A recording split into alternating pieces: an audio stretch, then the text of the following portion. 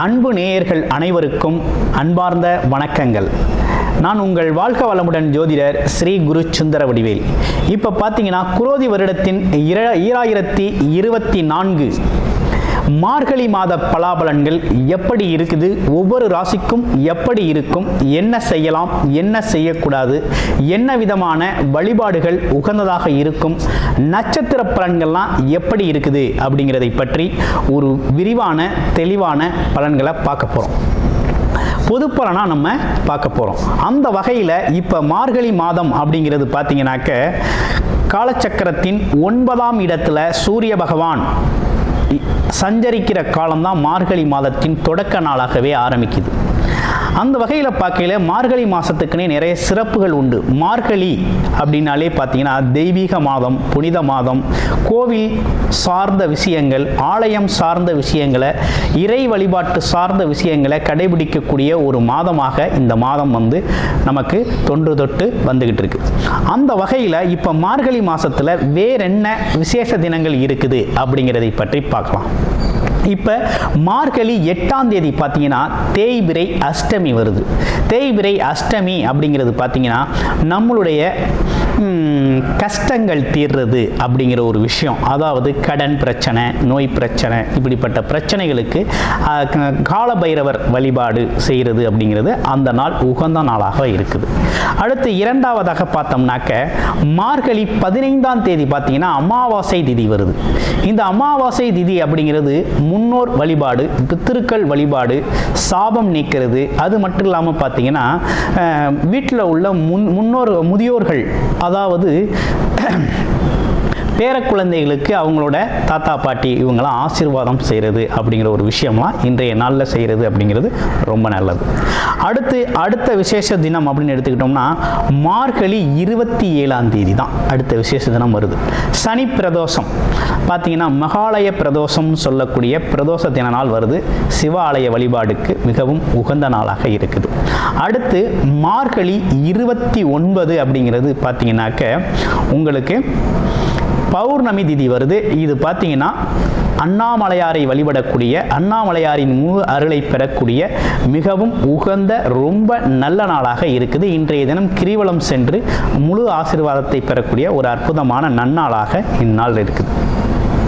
இப்படிப்பட்ட சிறப்பு தினங்களோட அடுத்து என்ன நடக்குது அப்படின்னு பார்த்தோம்னாக்க கிரகங்கள், 2 கிரகங்கள் சுக்கிரன் புதன், மாதக்கோள்களான சுக்கிரன் புதன் இருவருமே பார்த்தீங்கன்னா பெயர்ச்சி அடைகிறாங்க இந்த மார்கழி மாதத்தில். இவர்களின் பெயர்ச்சி பலன்களும் எப்படி இருக்குது அப்படிங்கிறதையும் நம்ம பார்க்க போகிறோம். இப்போ புதன் பார்த்தீங்கன்னா காலச்சக்கரத்தின் 8ஆம் இடத்துல இருக்கக்கூடிய புதன் அப்படிங்கிறவர் பார்த்தீங்கன்னாக்க உங்களுக்கு மார்கழி 17ஆம் தேதி பாருங்க, அவர் சூரியன் கூட சேர்ந்து புத ஆதித்ய யோகத்தை ஏற்படுத்துகிறார். அடுத்து இரண்டாவதாக மார்கழி 15ஆம் தேதி அவர் பார்த்தீங்கன்னாக்க சுக்கிரன் அப்படிங்கிறவர் பார்த்தீங்கன்னா உங்களுக்கு மகர ராசியில் இருக்கிறவர் கும்பராசிக்கு பெயர்ச்சி ஆகிறார். ஏற்கனவே கும்பராசியில் சனி பகவான் இருக்கிறார், தன்னுடைய நண்பர் கூட போய் இணைகிறார். ஸோ இந்த இணைவால் என்ன மாதிரி பலன்கள் இருக்கும் அப்படிங்கிறதை பற்றி, அப்போ கிரகங்கள் இப்போ ஸ்தானபலம் பெற்ற இடங்களும் பெயர்ச்சி பலன்களும் எப்படி இருக்குது, பார்வை பலன்கள் எப்படி இருக்கும் அப்படிங்கிறதை பற்றி விரிவாகவும் தெளிவாகவும் நட்சத்திர பலன்களோடு நம்ம பார்க்க போகிறோம். அந்த வகையில் இப்போ கிரகங்கள் எப்படி இருக்குது அப்படிங்கிறதையும் ஸ்தான பலங்கள் எப்படி இருக்குது அப்படின்னு பார்க்கையில் காலச்சக்கரத்தின் 2வது இடத்துல பார்த்தீங்கன்னா குரு பகவான் பக்ர நிலையிலே இருக்கிறார். அடுத்து 4ஆம் இடத்துல செவ்வாய் பகவான், 6ஆம் இடத்துல கேது பகவான் இருக்கக்கூடிய ஒரு நிலை. அடுத்து பாருங்க 9ஆம் இடத்துல பார்த்தீங்கன்னா உங்களுக்கு சூரியனும், 8ஆம் இடத்துல புதனும், 10ஆம் இடம் சொல்லக்கூடிய மகர ராசியில் பார்த்தோம்னாக்க சுக்கிரனும் இருக்கக்கூடிய ஒரு அமைப்பு அப்படிங்கிறது இருக்குது. 11ஆம் இடத்துல பார்த்தீங்கன்னா சனி பகவான், 12ஆம் இடத்துல இருக்கக்கூடியது ராகு பகவான். ஸோ இப்படிப்பட்ட கிரக அமைப்புகள் அப்படிங்கிறது இதான் ஸ்தான பலம் பெற்றிருக்குது இந்த மாதத்தில். ஸோ இந்த கிரக ஸ்தான பலங்கள் பெற்ற இடங்களும் கிரக பெயர்ச்சிகளும் என்ன விதமான பலன்களை உங்களுக்கு கொடுக்க போகுதுங்கிறத விரிவாக நட்சத்திர பலன்களோட இப்போ உங்களுடைய ராசிக்கு எப்படி இருக்கும், என்ன செய்யலாம், என்ன செய்யக்கூடாது, என்ன விதமான வழிபாடுகள் உகந்ததாக இருக்கும் அப்படிங்கிறதை பற்றி முழுமையாக நட்சத்திர பலன்களோட பார்க்க போகிறோம். கடைசி மட்டும் உங்களோட ராசிக்கு எப்படி இருக்கும் அப்படிங்கிறத பார்த்து தெரிஞ்சுக்கங்க. இப்போ உங்கள் ராசிக்கு பார்ப்போம். கடகராசி அன்பர்களுக்கு கடகராசி அப்படின்னு எடுத்தோம்னா காலச்சக்கரத்தின் 4வது ராசியான கடகராசி சந்திரனை ஆதிக்கமாக கொண்டவர்கள். எப்போதுமே பார்த்தீங்கன்னா முகத்தில் ஒரு பொலிவு அப்படிங்கிறது இருந்துக்கிட்டே இருக்கும். எதையும் கொஞ்சம் சிந்திச்சு செயல்படக்கூடிய ஆற்றல் அப்படிங்கிறது உண்டு. அது மட்டும் இல்லாமல் தன்னோட குடும்பத்திற்காக ஒரு உழைப்பை தியாகம் செய்யக்கூடியவர்கள். அன்பு கிடைக்குதோ இல்லையோ அளப்பரிய அன்பை மற்றவங்களுக்கு செலுத்தக்கூடிய ஒரு அமைப்பு அப்படிங்கிறது கடகராசிக்குனே உண்டான ஒரு அமைப்பு. தாய் உள்ளம் கொண்டவர்கள் அப்படின்னு சொல்லணும். அந்த வகையில் உங்களுக்கு இப்போ என்ன விதமான பலன்கள் இருக்குது அப்படின்னா, இந்த மார்கழி மாதத்தில் உங்கள் ராசியிலே பார்த்தீங்கன்னா செவ்வாய் பகவான் இருக்கக்கூடிய ஒரு அமைப்பு அப்படிங்கிறது இருக்குது. ஆனால் இருந்தாலும் உங்கள் 11-10 கூடையவர் அவர் தான் இருக்கிறாரு. அதே நேரத்தில் 5-10 கூடையவர் செவ்வாயாக இருக்கிறாரு. அப்போ 5 கூடையவர் அதாவது எப்படின்னா அதிர்ஷ்டத்தை தரக்கூடியவரும் அவர் தான். தொழில் வாய்ப்புகள் தொழில் லாபத்தை தரக்கூடியவரும் அவர் தான். அவர் என்ன பண்ணுறாரு, உங்கள் ராசியிலேயே அமர்ந்திருக்கக்கூடிய ஒரு சூழ்நிலை இருக்குது. அப்போ இந்த சூழ்நிலை உங்களுக்கு சாதகமாக இருக்குமானா கண்டிப்பாக உங்களுக்கு சாதகமாக இருக்கும்.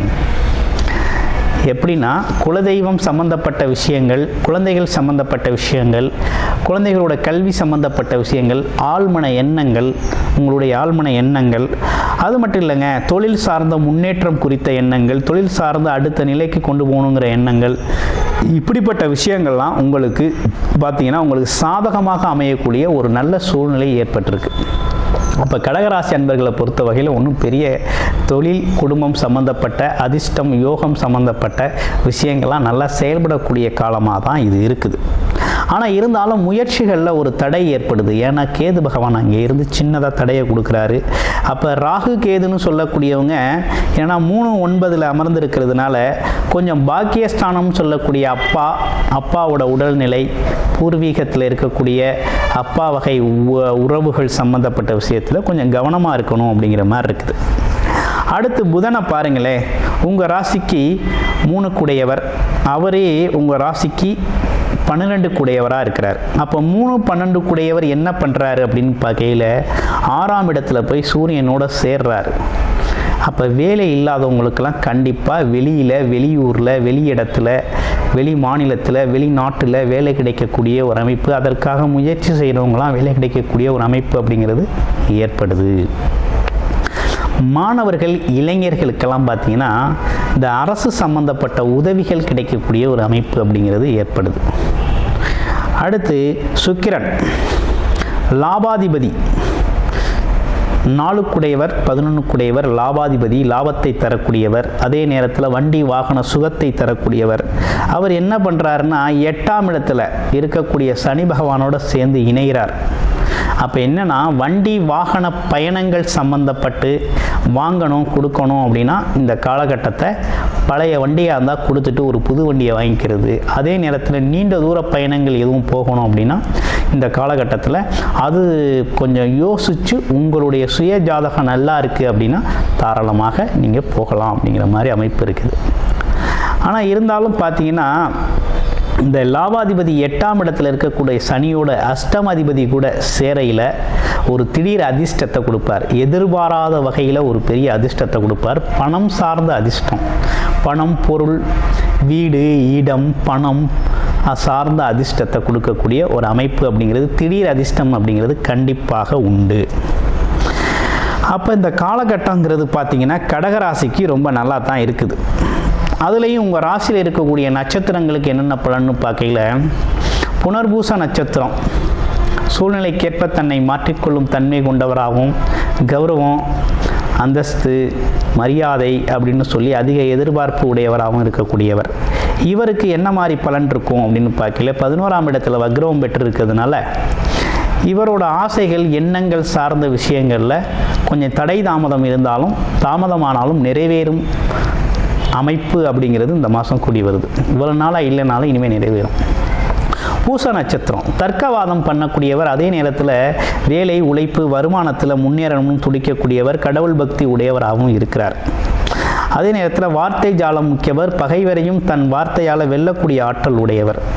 இவர் பிற்காலத்தில் பார்த்தீங்கன்னா உழைப்பு தொழில் மூலமாக மிகப்பெரிய முன்னேற்றத்தை அடையக்கூடிய காலகட்டமாக இந்த காலகட்டம் வருது. திடீர் அதிர்ஷ்டம் என்பது இவருக்கு இப்போ இந்த காலகட்டத்தில் காத்திருக்குது அப்படின்னு சொல்லணும். ஆயில்ய நட்சத்திரம் சாமர்த்தியமாக பேசக்கூடிய ஒரு அமைப்பு கொண்டவராகவும், எதிர் வாக்குவாதம் செய்யலாம், நல்ல ஒரு படிப்புத்திறன், புத்திசாலித்திறன் இருக்கக்கூடிய ஒரு அமைப்பு அப்படிங்கிறது இவங்களுக்கு இருக்குது. அதே நேரத்தில் இவரை பொறுத்த வகையில் பார்த்தீங்க அப்படின்னா இந்த காலகட்டத்தில் எப்படி இருக்கும் அப்படின்னு பார்க்கையில், இந்த காலகட்டத்தை பொறுத்த வகையில் பாக்கியஸ்தானம், பூர்வீகம் சம்பந்தப்பட்ட விஷயங்கள்லாம் இவங்களுக்கு சாதகமாக முடியக்கூடிய ஒரு அமைப்பு. குழந்தைகளோட தேவைகள் நிறைவேறக்கூடிய அமைப்பு, குழந்தைகளோட கல்வி அப்படிங்கிறது மேலோங்கக்கூடிய ஒரு தன்மை அப்படிங்கிறது ரொம்ப நல்லா இருக்குது. வழிபாடு அப்படின்னு எடுத்துக்கிட்டோம்னா இந்த காலகட்டத்தில் நீங்கள் வழிபட வேண்டிய தெய்வம் அப்படின்னு எடுத்துக்கிட்டோம்னா ஆஞ்சநேயர் வழிபாடு அப்படிங்கிறது ரொம்ப ரொம்ப முக்கியம். ஆஞ்சநேயர் வழிபாடு செஞ்சுக்கிட்டு வாங்க. நன்றி, வணக்கம், வாழ்த்துக்கள்.